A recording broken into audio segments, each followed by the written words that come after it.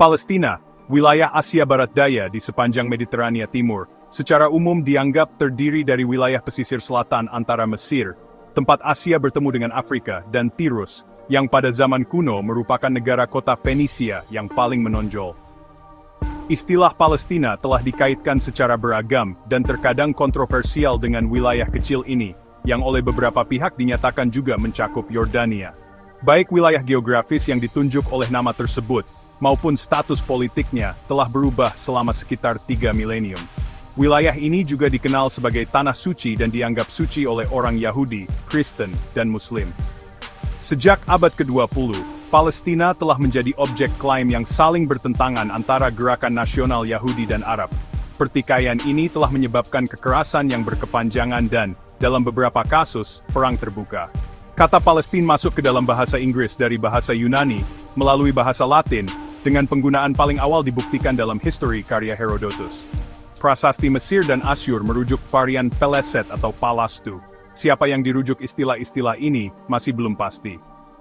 Alkitab Ibrani menggunakan istilah Peleshet untuk bangsa Filistin, bangsa asal Egea yang menetap di pantai selatan pada abad ke-12 SM. Pada abad ke-2 M, nama tersebut digunakan secara administratif oleh bangsa Romawi dalam istilah Syria Palestina. Pada era Bizantium, nama tersebut digunakan untuk provinsi Palestina Prima, Palestina Secunda, dan Palestina Salutaris.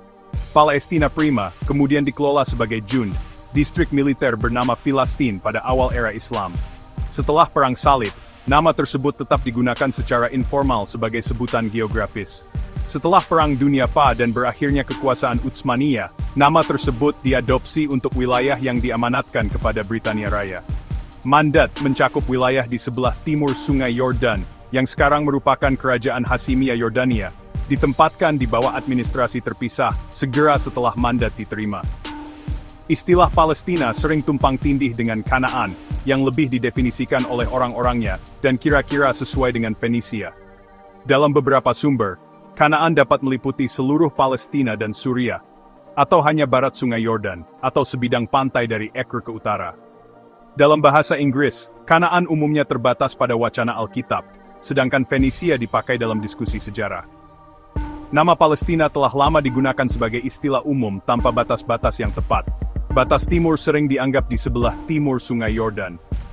Dalam pemahaman kontemporer, Palestina dibatasi di timur oleh Sungai Yordan, di utara oleh perbatasan Israel-Lebanon, di barat oleh Laut Mediterania, dan di selatan oleh Negev hingga Teluk Akaba. Pentingnya wilayah ini secara strategis sangatlah besar. Jalur utama dari Mesir ke Suriah dan dari Mediterania ke perbukitan di seberang Sungai Yordan melewati wilayah ini.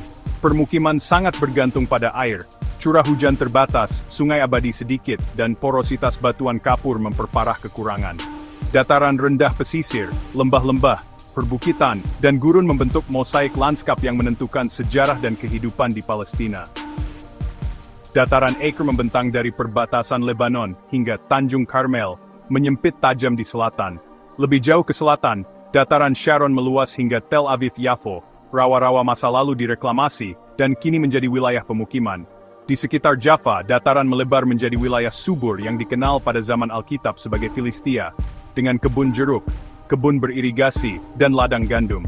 Lembah dan perbukitan di pedalaman membuka jalur dan peluang yang berbeda. Lembah Yizreel memisahkan Galilea Selatan dari Samaria. Tanah basaltiknya kaya dan membuka jalan raya besar dari Mediterania ke timur. Dataran maritim terhubung dengan lembah ini melalui Wadi Arah dan rute-rute lebih kecil. Selanjutnya, Galilea, Samaria, Yudea, Lembah Yordan, dan Negev. Daerah perbukitan Galilea memiliki pengairan lebih baik dan hutan lebih lebat dibandingkan Samaria atau Yudea. Galilea Hulu mencapai 1.200 meter, Galilea Hilir berpunggung timur barat dengan puncak tertinggi Gunung Tabor. Samaria, dari lembah Yizreel hingga garis lintang Ramallah, memiliki pegunungan lebih rendah dan cekungan lebih lebar, terutama di dataran Arabah dan Nablus. Samaria mudah dicapai dari pantai dan dari Sungai Yordan melalui lembah-lembahnya. Dari Ramallah hingga Beersheba, dataran tinggi Yudea adalah padang gurun batu kapur dengan petak-petak lahan seperti di Albireh dan Hebron. Dataran tinggi Yudea jatuh tiba-tiba ke lembah Yordan, yang didekati melalui Wadi Kelt dan Mukalik. Lembah Yordan adalah lembah retakan dalam, menurun hingga sekitar 400 meter di bawah permukaan laut. terendah di bumi, kering dan panas. Budidaya terbatas pada irigasi atau oasis langka, seperti Jericho dan Ein Gedi. Negev berbentuk segitiga dari Beersheba hingga Eilat. Utara menerima sekitar 200 mm hujan, memungkinkan gandum. Selatan sangat gersang. Wilayah ini dibatasi oleh Semenanjung Sinai di barat dan perpanjangan utara lembah Rift Besar di timur. Geografi sosial Palestina modern dipengaruhi perubahan politik dan perang. Pada awal abad ke-21, Israel Yahudi sekitar setengah populasi di barat Sungai Yordan, sisanya orang Arab Palestina, Muslim dan Kristen, serta minoritas seperti Druze. Mayoritas Yahudi kini lahir di Israel. Populasi Arab keturunan penduduk era Mandat dan sebelumnya, dengan konsentrasi di pusat-pusat perkotaan. Menurut Yahudi nasionalis, Yudaisme menjadi dasar identitas agama dan nasional. Nasionalis Palestina menekankan identitas Arab bersama lintas keberagaman agama. Mayoritas penduduk Arab di tepi barat dan jalur Gaza, dan warga Palestina di luar wilayah tersebut, menentang kendali Israel dan khawatir akan kemungkinan aneksasi. Pada 2005, Israel menarik pasukan dari Gaza. Populasi permukiman di tepi barat meningkat signifikan. 2005 dan 2020. Diskusi aneksasi terjadi pada 2020-an. Perang Israel-Hamas menyebabkan militer Israel kembali memasuki Gaza pada 2023.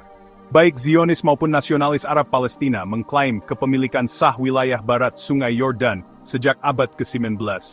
Sebagian anggota masih saling eksklusif, sementara yang lain mencari solusi kompromi yang damai. Untuk memahami akar sejarahnya, kita menelusuri lapisan-lapisan prasejarah hingga awal kerajaan.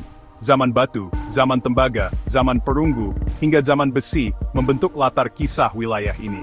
Periode Paleolitik diteliti Dorothy Garrett di gua-gua Gunung Karmel. Bukti mengaitkan penduduk dengan Neanderthal Eropa.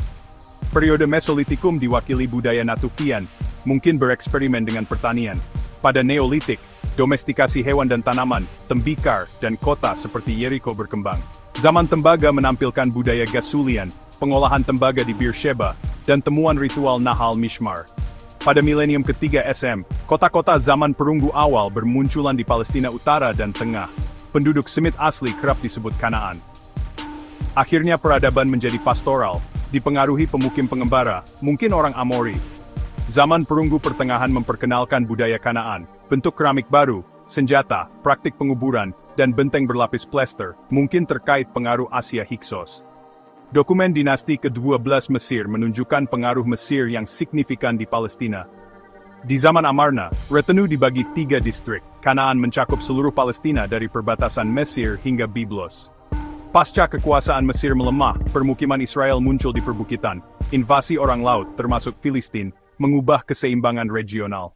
Suku-suku Israel menetap kokoh pada awal abad ke-12 SM, membangun di tengah reruntuhan pendahulu mereka, dan bermunculan cepat di daerah perbukitan. Di sebelah timur Sungai Yordan, orang Edom, Moab, dan Ammon menetap. Mereka dianggap bangsa Ibrani oleh orang Israel dan tetap politeistik pada periode Alkitab Ibrani. Iman monoteistik dan tradisi perjanjian Yahweh Israel mengikat suku-suku dalam ikatan kultis.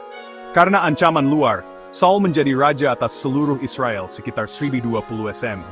Daud mengalahkan Filistin, menaklukkan kerajaan Ibrani di timur Yordan, dan memperluas pengaruh hingga perbatasan Hamat dan suku-suku gurun Suria. Di rumah, Daud mengorganisir pemerintahan stabil, banyak terinspirasi model Mesir. Pemerintahan Sulaiman menonjol dalam ekonomi, kerjasama dengan Hiram dari Tirus, ekspedisi ke Ofir, dan perdagangan hingga Sheba. Kekayaan kerajaan dipakai untuk bait suci, istana, dan kota berbenteng seperti Megiddo, Hazor, Gezer. Skala proyek membawa pungutan berat dan kerja paksa, memicu pemberontakan Israel Utara setelah wafatnya Sulaiman. Kerajaan yang tersisa, Yehuda dan Israel, berbagi penyembahan Yahweh. Perang terputus-putus diimbangi diplomasi, seperti Asa dari Yehuda beraliansi dengan Damaskus. Serangkaian perang dengan Damaskus berakhir saat Damaskus direbut Asyur pada Tubigus 32 SM. Tahap terkenal sejarah Israel mencakup para nabi Elia dan Elisa di bawah Omrides. Omri memilih Samaria sebagai ibu kota dan membangun pertahanan yang rumit. Ahab terlibat manuver internasional yang berakhir dengan kematiannya di Ramot Gilead.